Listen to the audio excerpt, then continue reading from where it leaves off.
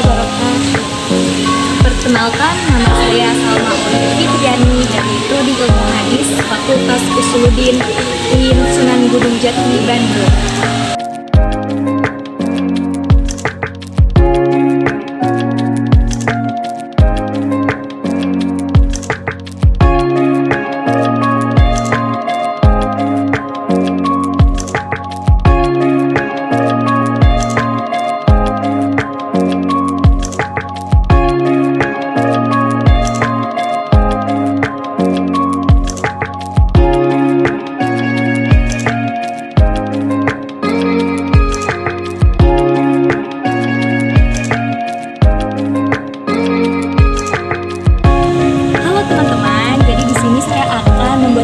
Mengenai tema mengintegrasikan metode ceramah, diskusi, tanya jawab, dan studi kasus dalam pembelajaran. Dari keempat metode ini masing-masing memiliki keunggulan yang dimana jika digunakan secara terpadu maka akan menciptakan suasana kelas yang lebih kondusif, interaktif, dan efektif. Yang pertama ada metode ceramah. Apa sih metode ceramah itu, teman-teman? Metode ceramah adalah metode mengajar dalam menyampaikan informasi dan pengetahuan secara lisan kepada para kelompok pendengar untuk mencapai tujuan tertentu. Lalu, metode ceramah ini dijelaskan di dalam Quran Surah Yusuf ayat 2. Dan di dalam hadis Nabi dijelaskan juga di riwayat Bukhari yang isinya adalah sampaikanlah apa yang datang dariku walaupun satu kata. Bagaimana sih teman-teman contoh penerapannya di dalam kelas? Contohnya adalah seorang guru yang memberikan materi atau ilmu pengetahuan kepada siswanya. Dan di dalam metode ceramah ini memiliki kelebihan, yaitu seorang guru lebih leluasa dalam menyampaikan materinya.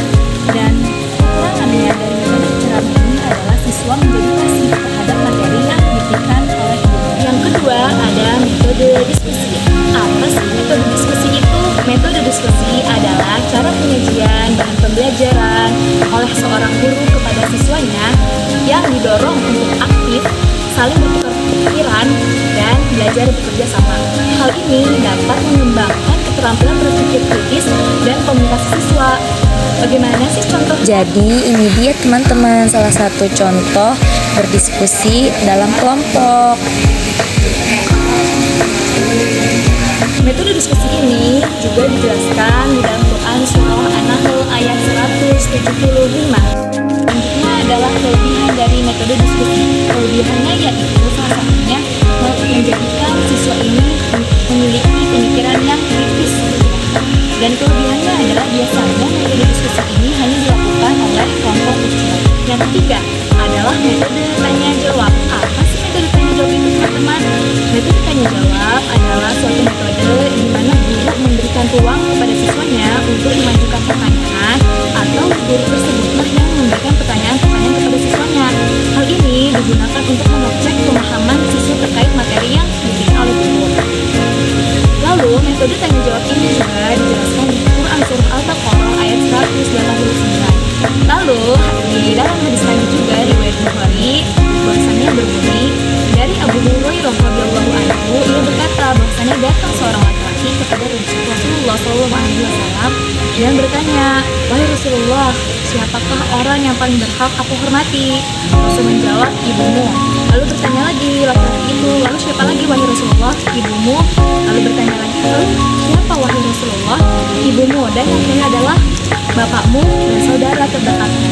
Hadis riwayat Bukhari nomor 5625. Teman-teman, ada juga nih kelebihan dan kekurangan dari metode tanya jawab ini. Kelebihannya yaitu salah satunya adalah menjadikan siswa ini menjadi aktif di kelas ya, karena mereka kan bekerja.